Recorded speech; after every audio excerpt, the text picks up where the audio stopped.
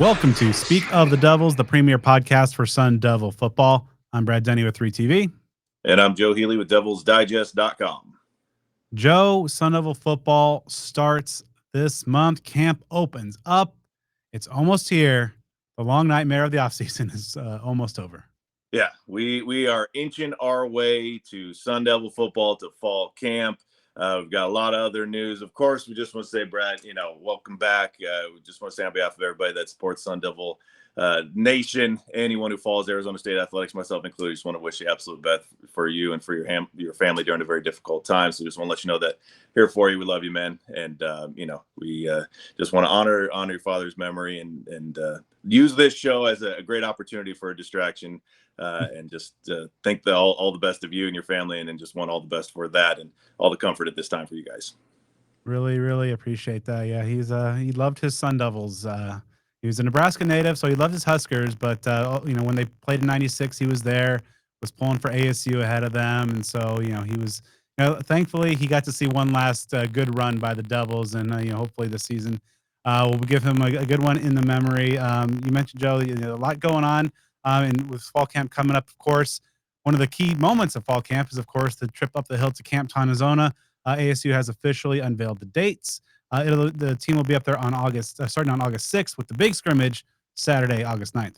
Yeah, no, it's a great time to get up there in the Pines. I'm sure it's going to be an awesome turnout this year at Camp T with all the energy and enthusiasm from last year and folks getting real fired up to get things started for 2025. So I'm sure it's going to be a great atmosphere. So if you haven't been up, get up there. It's a great escape from the heat and a great opportunity to see just football in a really cool setting there at Camp T. And, obviously it's something where you always got to kind of keep your fingers crossed, make sure the weather complies with everything, because it seems like just about every year there might be some rain issues here and there, but it's a great opportunity. Not quite what it used to be back in the decades of the past in the 90s and all the stories we hear from, our friends from like that Rose Bowl team of 1996 and what camp team meant to them and spending, I guess, the entire preseason camp there. But as I said, it's an important part to this day, a huge bonding opportunity for this team and really contributes to some success that they have. So we will see how that occurs this year. But again, if you all have nothing to do that Saturday, get up there, check Sun Devil football out, get fired up for the season. All right. So before we dive into a pre-fall camp rankings of our confidence in the various position groups for the Devils, let's dive into the Major League Baseball draft. Now, we saw Texas try to steal some valor and say they're the program with the most drafted MLB players. Of course, they are not. That is Arizona State. And a bunch of Sun Devils heard their names called over the course of the MLB draft, Joe, and a couple, including in the top 100 picks. Yeah, it was a pretty busy day there for ASU. Things got started. Brandon Compton first off the board in the second round to the Marlins there. There you go. All right. Got a little something moving there. I was not so lucky with the Rangers taking A Devils. It seems like pretty much everybody else in their division got somebody from ASU, as we'll see. But it began there. Then Ben Jacobs in the third round to Detroit. So we'll see in the future. Did the Tigers have a Spencer Torkelson, Ben Jacobs combination? A Gage Workman is still in their system as well. Mm-hmm. Lucas Kelly going in the sixth round pitcher to the Mariners. Isaiah Jackson in the eighth round to the Angels. Obviously, he capitalized in a major way with his junior season at ASU. Jack Martinez, the transfer who had a great season his 1 year as a Devil, he will be sticking around the Arizona area for a while. Eighth round pick to the Diamondbacks. Kyle Walker in the eighth round of the Astros. I just have to process that one. And he's very similar to an infielder that they have, and a guy that's been the bane of my existence for a while. So it's kind of a trend there in Houston. But obviously, you love to see that happen. Kean Vu in the ninth round to the Reds. Will Koger in the ninth to the Padres, and then Matt King in the 10th round to the Pirates. So ASU had 9 picks across the first 10 rounds of action. I did a quick glance through some of the record books at the time that I did. I couldn't find a season that had more than that in the first 10 rounds. And even overall, as far as just 9 picks in general, it's the most ASU's had in a handful of years. So it's a great showing for this program, all things considered. There was a period where they had a good chunk of the picks from the Big 12. And I think Brandon Compton was among the first from the conference to be picked. So, again, a good output. Now, naturally, there was some reaction on social media of folks saying, you got 9, 10 round picks, should be able to maybe do a little bit more, especially into the postseason, that sort of thing. But that's a conversation for a different day. At this point, you just are happy for the players and them being able to capitalize and live out some of their dreams. And of course, it helps the program when you can say that you're putting these guys in the draft, especially the ones you go through that list and there are multiple of them.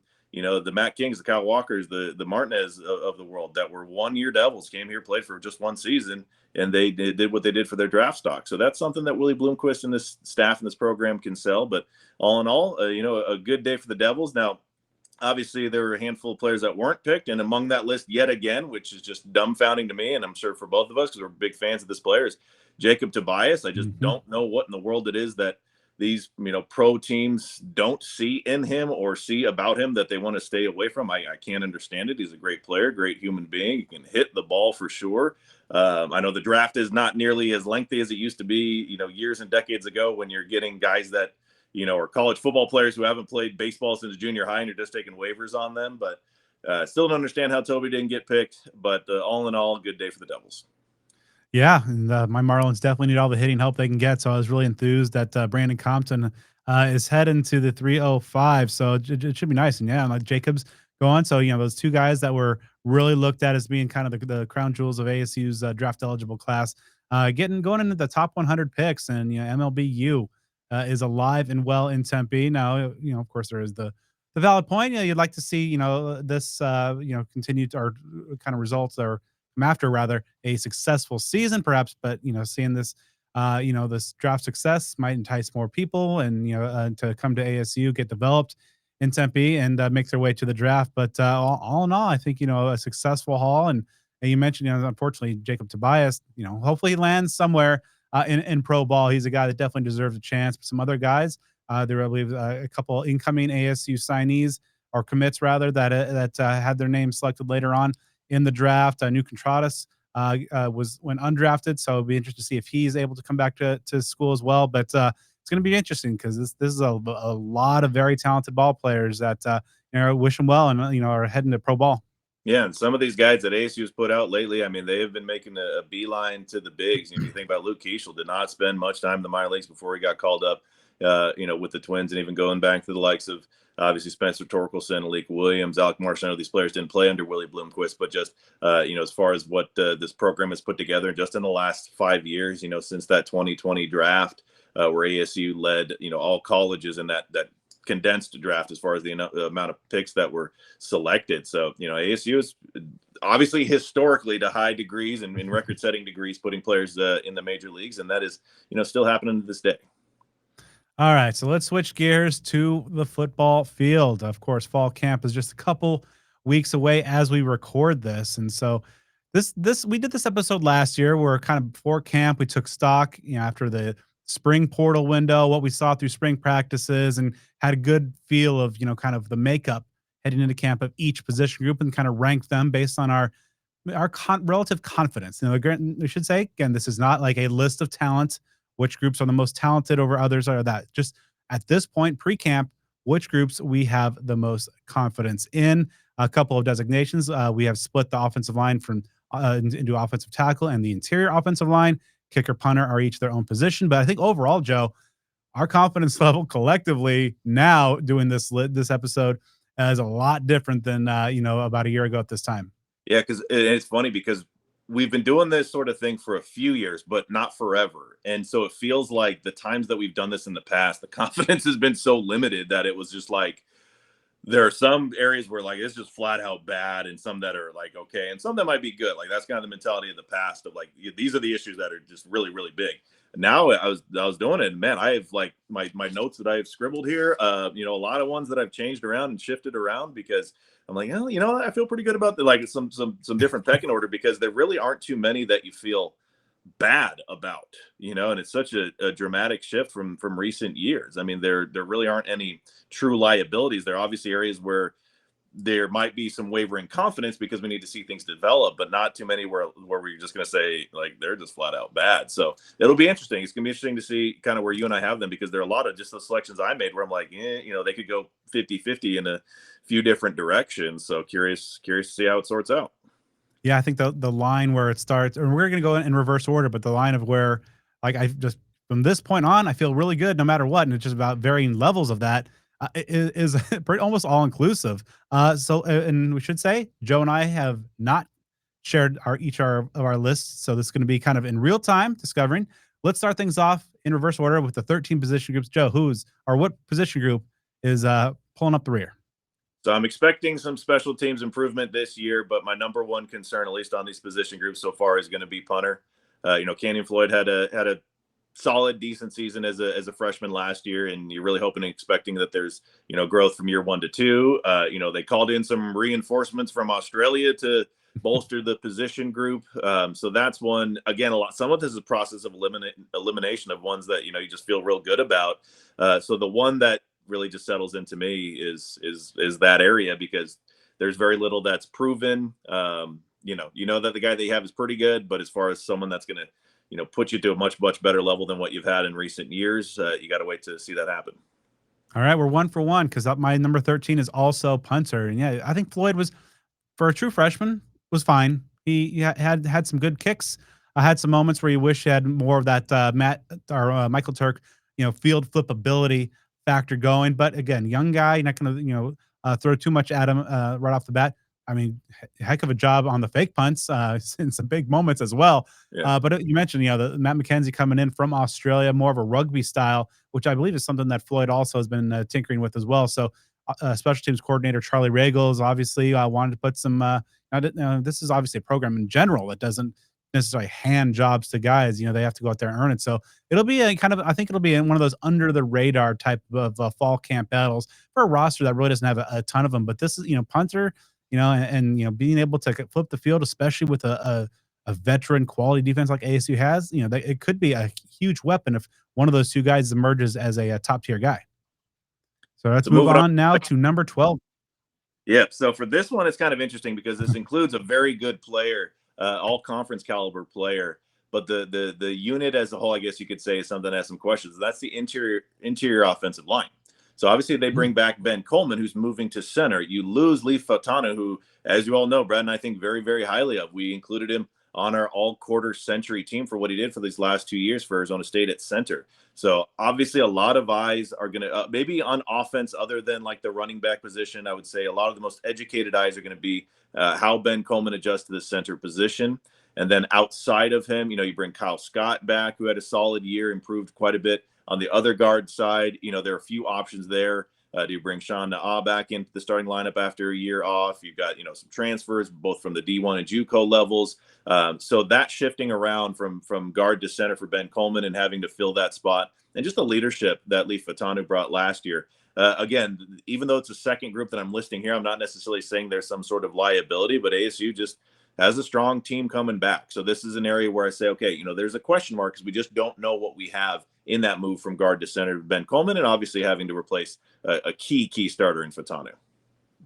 Okay, so we're 2 for 2. I also have the interior offensive line, because same thing, because Ben Coleman obviously is a tremendous player.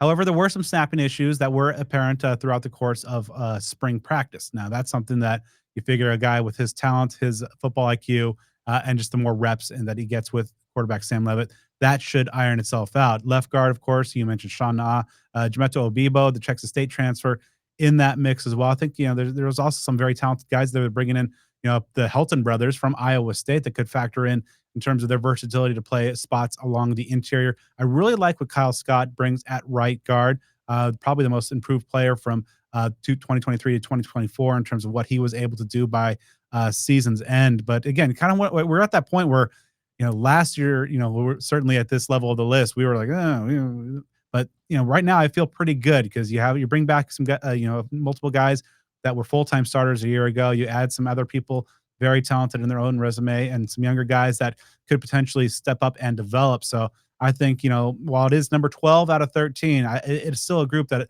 I feel pretty good about, especially when you have a coach like Saga Tuatele leading in the trenches. Yeah, if we were putting like a number, like a percent or like a grade or something like that on our confidence rating, it would still be pretty decent here. And as you mentioned, like from last year, this would have probably been how I felt about maybe somewhere in like the top 4 or 5. So again, it's a bottleneck in a positive way because ASU had the season they had last year, return the talent that they do. So they've earned the right to have, high confidence. So if we're sorting these out, again, even these first ones off the board are not ones that we're saying, hey, these are major problem areas. All right, so I'm staying in the trenches for number 11 with just the offensive tackles. I do think Maxi Honachor is got a real high upside. His first year as a starter, I thought was doing pretty well. Now we talked about throughout the course of last year. The tackle play could be better, and there are going to be some good defenses that they're facing this year. And by no means do I think it was a liability, but I just do think that there's some room for improvement. Now on the left side, I think one of the interesting aspects there, you have returning starter Josh Atkins, who I thought was okay. I think I've said multiple times in this show. I think he might be better suited like on the interior somewhere, perhaps at guard. Jalen Clem making his way back from the medical year off a season ago.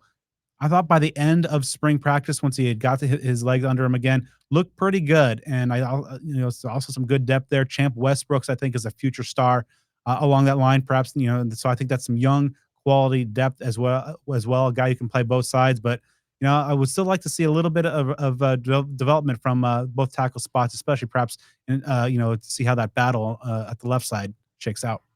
This is the first one where we have a different pick, and this Okay. one's interesting for me because the players of this group are good players and they're accomplished in their season. But when you think of this position, there's one thing that you think of these guys doing or needing to do, and that needs to improve dramatically. So we're talking about the edges or the defensive ends. Again, very talented players with Clayton Smith, Prince Dorba, Elijah O'Neal, and others, and you throw like a guy like Justin Watley in that mix. It's a deep group.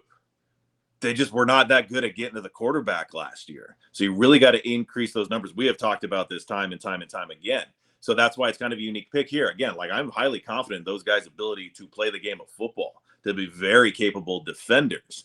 But, I think it's going to do ASU a massive service for them to get away from kind of like that 4 to 5 sack range. And I'm not necessarily calling for double digits. That's a massive increase. But if you're even getting close to like the 6 to 8 range, that sort of thing, if among that trio, if you can get 22 to 25 sacks across that group of 3 right there, that'll be a big deal. So that's something where again, talented players, accomplished players. Great to have a guy like Elijah O'Neal back. You're getting others from the JUCO ranks. I mean, you're fortifying that position group.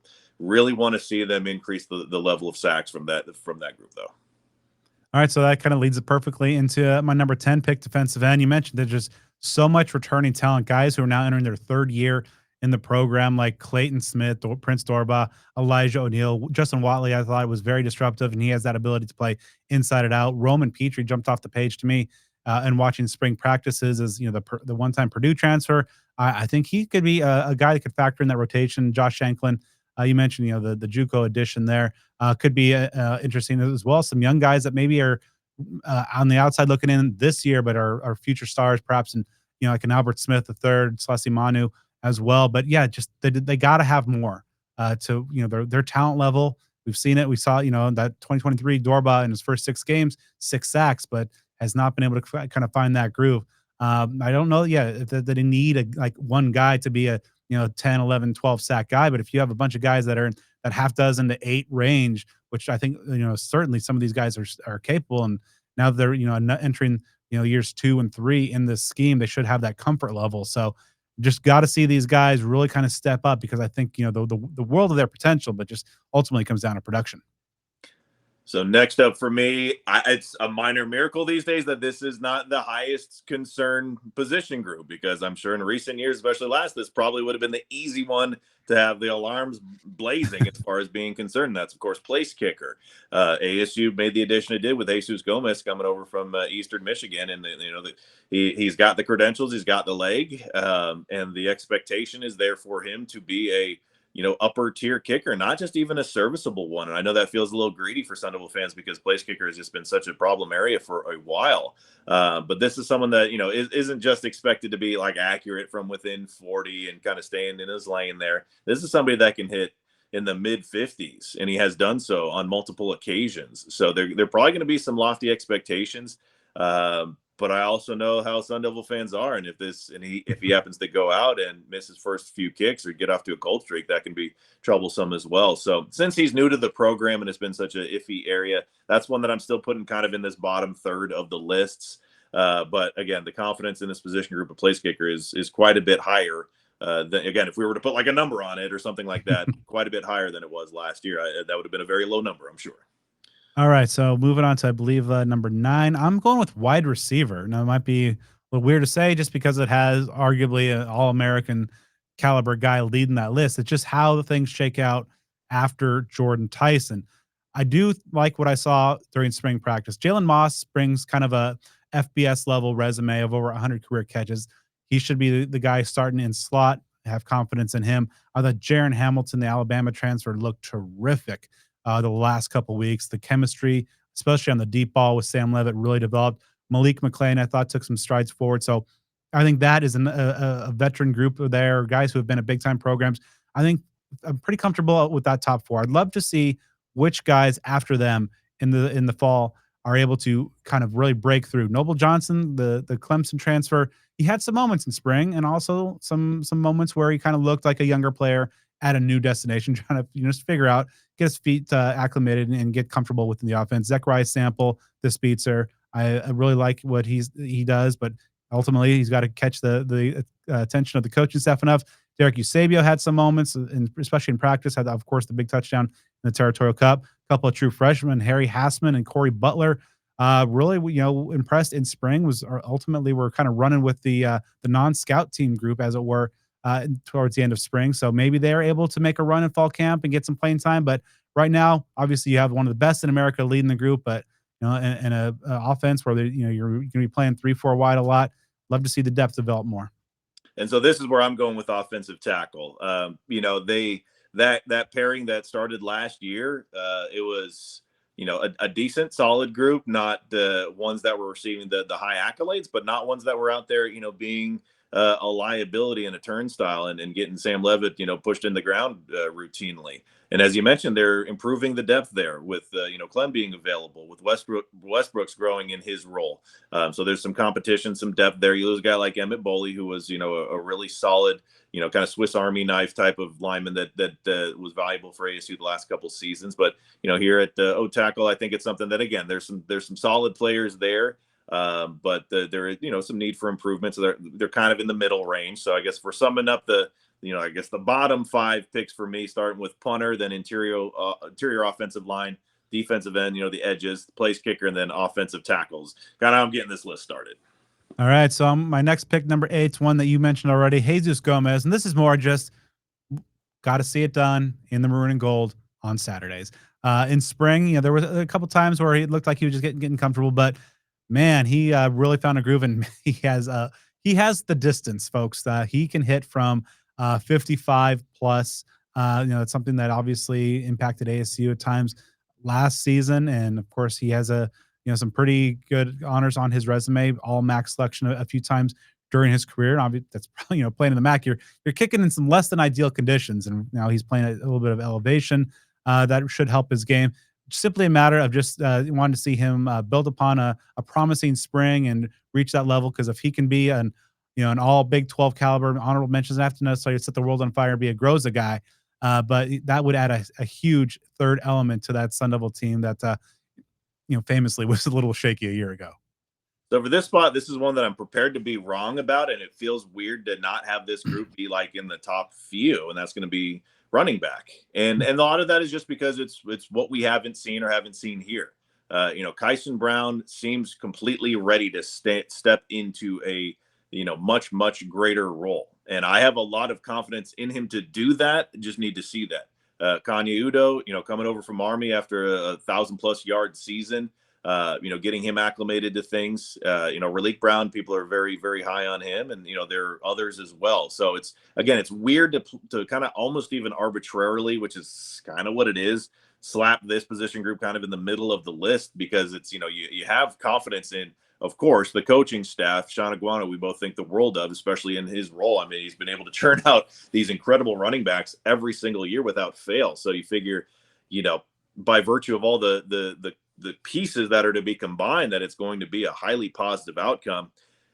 There's just a brief pause for now to let that sort of thing develop, to see, is it going to be a heavy workload of one guy versus the others? Is it going to truly be that, split division of labor that we've wondered would be the case for a while? So questions to be answered. I know this is just going to be for everybody, especially those on the outside of the program, the national prognosticators and analysts and stuff like that, I'm sure that they're looking at ASU and wondering how they're going to replace Cam Scadaboo, and their confidence, I'm sure, it has a big variable in terms of what that would be. So for me, it's kind of in the middle right now because I am confident in it to a pretty high degree, higher than, middle of this list.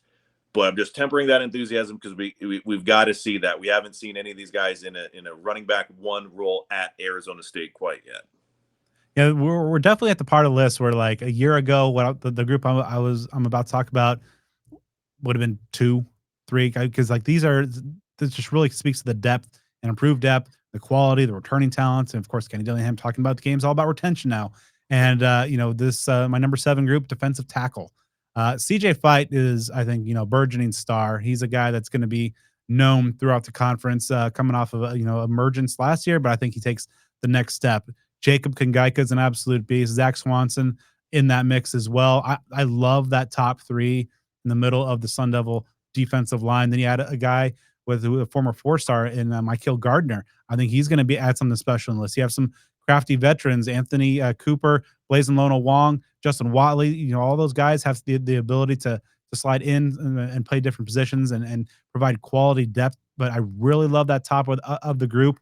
And even you have some younger guys in that mix as well. But I think it just really speaks to the overall depth that I have to go defensive tackle 7, even though you have a guy that I think could challenge for maybe the defensive MVP of the conference, maybe fringe All-American stuff in CJ Fight. He's just that good, and has some running mates along with him on the inside. But yeah, I think it's a good problem to have. Defensive tackle number 7. And we're back in sync because I have D tackle at this one as well, and exactly what you're talking about. Eager to see what CJ Fight has in store for year 3. He made a huge leap. He had a very good first year, a big leap last year, and we'll see if that trajectory continues. They do have to replace Jeff Clark. Just became a solid rotation guy as the season wore on, so they do have to replace him. Though they do bring back, they bring back multiple other players and add it on. So the depth there is something that should take a step forward. So again, the position group should be very solid. But they're just it's a talented team. So this is a unit that, again, like you talked about, if this were a year ago, this would be probably in the top 2 or 3, and it's kind of in the middle right now because it's just a lot of competition. I mean, there's a huge bottleneck for me, kind of like from here up through like these next 3 to 4 spots, starting with this one, and even I guess including running back. Yeah, there's like a 3 to 5 spot group that could be shifted just about any order. All right, so number 6 for me, tight end. Shimon Mateer, we talked about him being an all Big 12 performer a season ago, and he looked real good. And I think that rapport and chemistry that has developed between him and Sam Levitt has really looked good throughout spring. I think there's another level. What I think really is going to elevate this group is just the overall depth. Kamari Anderson, the Kentucky transfer, he looks like the guy in this group that can be the real deep threat and stretch the opposing defenses. There were a number of deep ball connections there. He's able to use his big frame, but also has some wheels to get open there. Cameron Harpole, coming back, really understated guy, but I think really important. I think he's also, a guy that was used a lot, primarily doing the dirty work and didn't have a huge stat line, but it looked like he really kind of elevated his pass receiving skills over the offseason, looked good in spring. And then, of course, the guy had everybody talking, AJ, the monster true freshman tight end. Looks like a pro tight end right now at 18. But it'll be interesting to see. They have 4 guys I think that this coaching staff feels really comfortable with. So at this spot, I'm going to go with wide receiver. And some of it might be based on potential or kind of just the idealistic view of it. I mean, if you separate the pieces, obviously you've got Jordan Tyson. And if he can stay healthy, because if you think about it, he had injury issues as he came to Arizona State from Colorado. He had the injury issues, at the end of last year, and, some bumps and bruises in the spring. So obviously that, is a huge, huge deal. But he comes back and he's one of the elite receivers in college football. Invariably considered like a top 3 to 4, maybe 5 at worst in college football. And then, with Moss coming in, he's someone that has the numbers that he had at Fresno State would be incredible as like a second receiver for ASU. Now, You do have to replace Melquan Stovall and Xavier Guillory. I mean, my goodness, those guys became so valuable to this program as the season wore on, before, but certainly after Tyson's injury. I mean, they were just really locked in and, added some versatility to this lineup and what they did between Guillory being a downfield, end zone threat, and Stovall just really falling into that mold of just catching just about everything. But the transfers that they've brought in, they've shown some flashes. Malik McClain is someone that, man, like, that's lightning in a bottle. But if you look at those couple plays he made in the postseason after redshirting last year, I mean, if you can get anything like that on a routine basis, you're going to be, real happy about it. So it's going to be tough to replace the productivity that those two, had last year in Stovall and Guillory, but it's not going to be impossible. So you just want to hope that obviously everybody can stay healthy and that they can develop rapport with Sam Levitt as quickly as possible. But, the talent's there. But again, that's kind of why this isn't in that upper tier of it, because the questions need to be answered as far as, okay, what are we getting in these few new additions that are going to play crucial roles? All right, number 5 for me is running back. I'm going on the record. I think I've been on record. Kyson Brown's going to be a star, and I think this is the year it happens. But I don't think he's going to have to shoulder necessarily a huge load all by himself, because I think ASU's in a great spot with their top 3 backs. You bring in a guy who put up 1,000 yards and 10 touchdowns at the FBS level in Kanye Udo. He looked a little bit like he was still trying to figure things out a little bit and get comfortable in the offense. Of course, going from the Army triple option to, more water and Marcus Arroyo, Kenny Dillingham offense takes some acclimation. But I think by the end of spring, he looked a lot better. And after an offseason, and working out and getting more comfortable with the team, I think he should be in great position in fall camp. Raleek Brown, if he stays healthy, that's the X factor. Obviously, the explosiveness, the speed, the game-breaking ability, but he's also a guy that has added some weight, some power, and really impressed, I thought, during his chances, and broke off some big runs, working through the tackles. Some young legs in that room with Jason Brown, Demarius Man Robinson, who had a terrific spring. Probably those are guys that are you get in 4 games, postseason, if there is some opportunities there, since they don't count, but you definitely want to keep them there. But I think the top 3 of the group there are really, really intriguing to me. Now, granted, replacing Cam Scattaboo, that's a heck of a task, but I think this group is up to that challenge. So my number 5 is going to be safety, which we're including nickel in with this. And a lot of that, it being 5 and not higher, has to do with the replacement of Shamari Simmons, who obviously we're both very, very high on. Again, like Lee Fatano, we included him, of course, and Cam Scattaboo on our all-quarter century team. So that kind of speaks to the impact that Simmons had in his 2 years at ASU. Of course, you bring back Alfred. Of course, bring back Ghost Rouser, and those are going to be 2 of the best safeties in the conference. ASU made multiple transfer portal acquisitions of guys that are, that play safety, can possibly play nickel. So there are going to be some bodies there. You had some injury issues as far as getting guys brought up to speed. So we'll see how that sorts out. Again, this is one that has the ability to be a highly successful group. Again, even though it's 5th here, you're talking about 2 of the best safeties in the conference that are already in play. And then the third piece is probably going to be a pretty dang good player as well, whomever it may be. So again, just needs to be sorted out, because that nickel position's, been very, very important the last few years. And just replacing that kind of heart and soul piece in Shamari Simmons is something that has the intangible and tangible, effect that it likely will have on this program. So again, safety, highly talented group, but some questions to answer, just like a few of these. Yeah, and they're my number 4 group here. An elite duo. Xavier Alford, Miles Ghost Rouser, Ralph Emerson's favorite player. I think that, we have those 2 guys. They have a chance, I think, to solidify themselves amongst the great safety pairings in recent Sun Devil history, like a Randall Simone type of stuff, or was it Keelan Johnson, Alden Darby, guys who are kind of ball hawkers, but also could lay some serious hits there on the back line. You had, unfortunately, Boogie Wilson, the Wazoo transfer, had to sit out of spring due to injury. He should be ready to go. You had a very talented guy in Mo Williams through the transfer portal in the second window there. But you also some younger guys, Tony Lewis and Kuba, Chris Johnson, really look good there as well. But then, of course, nickel is going to be where I think make or break this position. Kendrick Breedlove, the Purdue transfer, I thought looked really good, especially towards the latter part of spring. Montana Warren's entering his 3rd season with the program.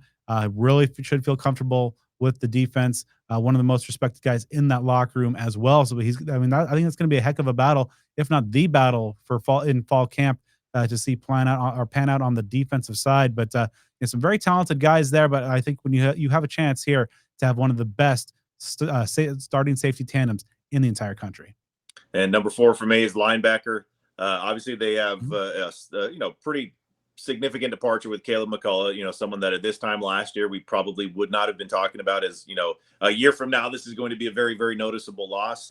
He was always a solid player, but man, did he end his career on a high note, and just someone that I hope that Sun Devil fans hold in high regard. As time goes on because of his dedication to the program. You still bring back Keyshawn Elliott, Cyrus Fiaseo, you got Jordan Crook. You got Martell Hughes. That's going to be a very interesting player to watch to see what he has in store from year 1 to 2. I think that special teams work he had last year really built his confidence. I mean, even just that one incredibly massive play on the block punt return for a touchdown, you can kind of see that things progress for him from that point forward. So, there's some depth there. You got some guys. I know we talked about some of the consistency issues over the course of the season. A guy like Elliott, who started off looking like he was, going to be a top tier all conference linebacker, and things kind of flattened out a little bit. But it's a group, again, for a set that usually is going to have 2 guys out there more often than not. You've got some solid depth, a great deal of experience, and you get everybody on the same page, and that's going to be a pretty dynamic group. All right, number 3 for me, quarterback. We know what Sam Levitt is capable of doing. We've seen him do it, and of course, the big question mark surrounding the program, probably on a national level, is he capable of making that jump to elite, to Heisman caliber? He has the tools around him. He has the work ethic to do so. Now he just got to go do it. I think one of the most underrated moves that this program made was retaining Jeff Sims. We have a scrambling quarterback, a guy who likes to make plays with his feet like Sam Levitt. You need a good number 2, and I think Jeff Sims is a guy that's very capable, very experienced.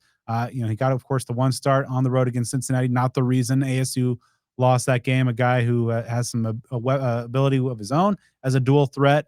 Of course, we talked about the situation at QB3, but I think if most teams, if they get down to that level, their hopes might be dashed. But I think if ASU has a situation where they need their number 2 guy in Jeff Sims to step in and play a game or 2 with Sam Levitt out of the lineup, I think they're in good shape, and that all their objectives of their championship aspirations can still be intact. But ultimately, obviously, it's going to be how good is Sam Levitt? Is he going to be able to make good on all this hype? And I think he's, as we talked about, he's got everything in place. Just a matter of going to do it. So enunciation for me is going to be important here because my pick is cornerback here at number 3. The pairing of Abney and Robinson, man, they improved dramatically over the course of the season. And, Abney is looking at as someone, and he's getting some hype as like a legit NFL prospect. You got Rodney Bimage, who looks like he's someone that's really primed to step into a significant role, even though you lose, Welch to the transfer portal. You got players in from the transfer portal. You got a host of young guys. So it is a group that, again, it being number 3, there's still a high level of confidence in this group. And if they can continue to evolve and build on, especially that starting pair, what they did last year, man, that's going to be a huge thing. And again, it's being a function of other things. If we can see that defensive end group or just the defense as a whole get to the quarterback a little bit better, that helps this group out. You're going to be facing quite a few talented quarterbacks in this league. So week after week, ASU's secondary is going to be tested. So it's very good to have a veteran group, a group that played together and made plays together last year in Abney and Robinson, and then also that depth behind them. Yeah, they're my number 2 group on the rankings here. Really good starting duo. I think that it's interesting that Kyson Brown and Keith Abney are roommates, longtime friends, of course. Now, of course, Kyson Brown changes his number this year, so he's number 1. And so now that there's guys in my recent conversation with Kyson Brown, they all talked about kind of the friendly banter. Who's going to be the best K1 of that household? And I think both are in store for tremendous seasons. Really loved what I saw from Keith Abney throughout spring. I think he is primed to level up and be one of the top DBs, top corners in the entire conference. But I think what really separates this group and it puts him up for number 2 for me is what I saw from Rodney Bimage. After 1 year in the system, learning the college game, he really looks like he's ready to be a star and be, this year, kind of be that little Terrence Welch, that third corner, can maybe spot start if needed, but a guy that really I think is going to be a tremendous future for the Devils and a star. Nyland Green, bringing him over from Purdue as well, a former 5-star guy. He's bounced around a little bit though, so he hasn't really been able to reach that vast potential that the talent evaluators had of him as a prospect. But in spring, thought he looked good, and kind of the similar story to a lot of transfers. By the end of spring, looked a lot more comfortable and ready to go. Joseph Smith, the true freshman, I also think has a chance to be a contributor this year. Looked really good. Another true freshman from surprise state of Texas. So number 2 for me is tight end, because man, and again, a lot of this is based on kind of hope, but realistic hope, and that kind of feeds into the confidence. But I don't know if this group can play anywhere near its potential. I don't know that I can think of a tight end group in the time that I've been following ASU that has not only this sort of depth, but the versatility. As far as multiple people, yes, we've seen the years of the Todd Heaps, the Zach Millers, and the Chris Coyles, and that sort of thing. But as far as a list of players, and Shimon Matera is a proven piece. He got all conference accolades last year. And even before that at Cincinnati, he had good numbers. He is a proven piece. A guy like Cameron Harpel really fits in his role and is very important to ASU. AJ Ia is, if we saw what he did in the spring and the accolades he brings to ASU, and this could be as impactful a true freshman tight end as ASU has had, maybe since Zach Miller 20 plus years ago, even if he's not really the starter. Kamari Anderson, you talked about the athleticism that he brings. A guy like Jaden Fortier still on the roster, obviously rebounded from injury. And so, you can go 3-4 deep with some high potential talent. And again, if they are used appropriately and maximize their opportunities, this can be such a massive weapon that maybe some casual fans aren't really aware of right now, that this group could just really be something incredibly special. What Jason Mons and company have done, and this trickles into recruiting as well, because they're loading up for the future. The work that's been done, and I think even part of this ranking is just like a standing ovation for the coaching staff, just because of how meager this position group was. We've talked countless times about, is this the year of the tight end? And then they'll go and catch like 12 passes as a group for the whole year. That this is the turnaround is remarkable. We saw it on the field, not only with Mateer, but also with Harpel and what he did last year. And you add more firepower to that group, and that's a dangerous thing. Yeah, you mentioned the future looking bright too. Of course, depending on the recruiting service, ASU has 2 4-star tight ends, and Hayden Vercher, and most recently Landon Myrie committing in that class. So things are looking good at tight end. All right, Joe, we are at the top spot, the position in which we have the most confidence. Now, people who are maybe keeping the track on a scrap of paper at home, they can, by process of elimination, know. But all right, I'll go with linebacker. I love this linebacker group. I think they are in for monster years. The Brian Ward defense, I talked about it a bunch. The year 2 is when you see a lot of players really start to understand, as he says, the why of the defense. And you look at the top 3 guys in that linebacker room: Jordan Crook, Keyshawn Elliott, Zyrus Fiaseu, all entering year 2. That was pretty apparent to me in watching practices throughout spring. These guys were absolutely balling. AJ Cooper's group likes to call themselves the werewolves. All 3 of those guys were absolutely nasty. And then you touched on, when you talked about him, Martell Hughes. He's a guy that I think is really going to be kind of the next wave after all those top 3 move on after this season. Still got a very veteran savvy guy and Tate Romney there, a few young guys as well that could be stepping up and called upon. Could be this year's version of Caleb McCullough. But man, I really love what the top of this group looks like. And I think the Jordan Crook, Keyshawn Elliott combination is going to have a monster 2025. So again, using that process of elimination, my number 1, of course, is quarterback. But man, the pressure's on. I feel like I can confidently say that there's never been a single player in the time that I've been following Arizona State who enters a season with the expectations levied upon him that Sam Leavitt has.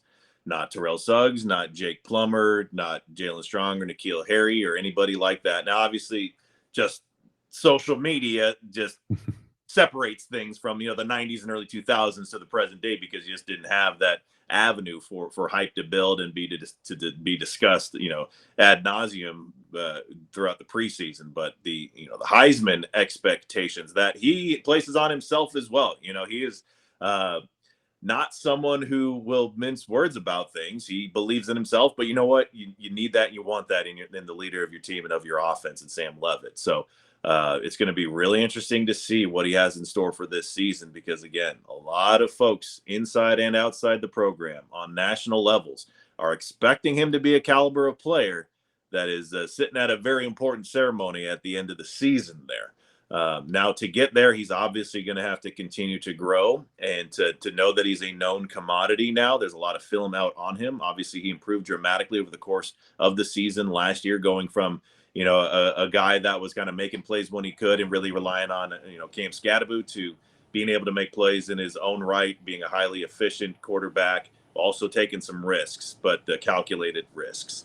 So again, it's going to be just incredibly interesting to see what he's got in store for year two.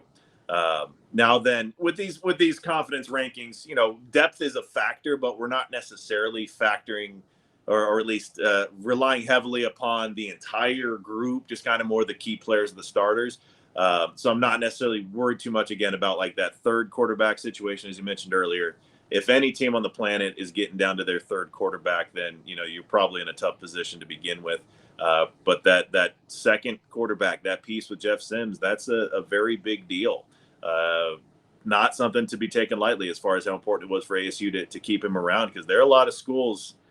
Heck, there's a school in Provo, Utah that might need a quarterback. You know what I'm saying? So I'm sure there are a lot of opportunities that might have been presented to him to leave and perhaps take a payday to be a QB1. You just have to. I can't say that for sure. I don't know about it, but you have to feel like that would be the case. So for him to be around and help spell Sam when needed, or lend some of his experience into Sam's development, that's a very, very big thing. And if Levitt happens to miss some time like he did last year, then you feel comfortable with that starter. And, obviously it's not going to figure to be at the Heisman caliber potential, but it's not such a drop off to where if your quarterback goes down, then the whole season goes down the drain. So again, the expectations are absolutely massive, but a guy with a demeanor and grit and work ethic like a Sam Levitt, and someone who just wants to be great and move on to the next level and make his mark on this program, make his mark on college football, and really put ASU in a spot to where it wasn't just a one-year wonder, and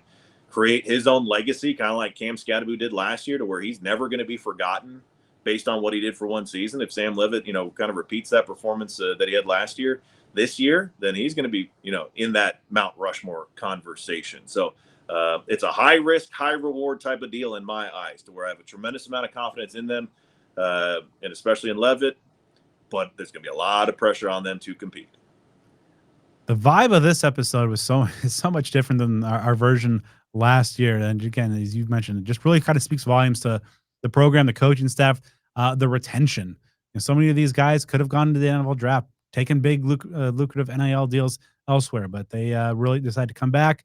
The staff did great work, I thought, in targeting a lot of these key areas. And yeah, this is just a really, really solid team. And ultimately, we'll see how solid come kickoff in late August. But should we run down our respective lists from all the groups? Go for it. Why don't you go give yours in full, and then I'll give mine in full. All right. In reverse order, from I guess least to most: punter, offensive tackle, interior offensive line, wide receiver, defensive end, kicker, defensive tackle, tight end, running back, safety / nickel, and the top three are 3-1 of quarterback, cornerback, and linebacker. So for me, the biggest area of concern began with punter, then interior offensive line, defensive end, kicker, offensive tackle, running back, defensive tackle, wide receiver, safety / nickel, and then the top four were linebacker, cornerback, tight end, and quarterback. But again, a lot of ones that could have gone a lot of different directions, and some of them are just one piece away, or just the confirmation of like, if this player can be what we think he is, then that skyrockets it up the charts. So again, we're trying to temper some enthusiasm to an extent, but a lot of these areas, they're not far away from having a greater deal of confidence. All right, so I think that's going to do it for this episode of Speak of the Devils. Make sure you stay with the show on the social media side. Football is almost here. Camp is almost here. A lot of good stuff that it's going to be coming out here in the next couple weeks as camp gets underway and the season draws near. Follow the show on Twitter at SOTD Podcast, on Instagram at Speak of the Devils. Subscribe on YouTube. Follow us on Facebook at facebook.com/SOTD Podcast. And follow me on all things social at bdenny29. And you can follow me at Joe Healey 42. Of course, a huge shout out and thank you to our awesome sponsors. We encourage you to check them out, support them. You know that they support Sun Devil Athletics and Sun Devil, so they're well worth your hard-earned dollars. Starting with Burrito Express, Spaghetti Shack, Sun Devil Family Charities, Jones Auto Group, DevilsDigest.com, and Cactus Sports. As well as Home Field Apparel, which I believe you can still get 15% off your first order at checkout at homefieldapparel.com. Use an offer code SUN24, SUN24. And once you're done supporting our entire suite of amazing sponsors, make sure to drop us a 5-star review on the podcast platform of your choice. When we're back with you next, which will be, I think we're recording this next week, we're actually doing a fall camp preview, folks. Football is almost back.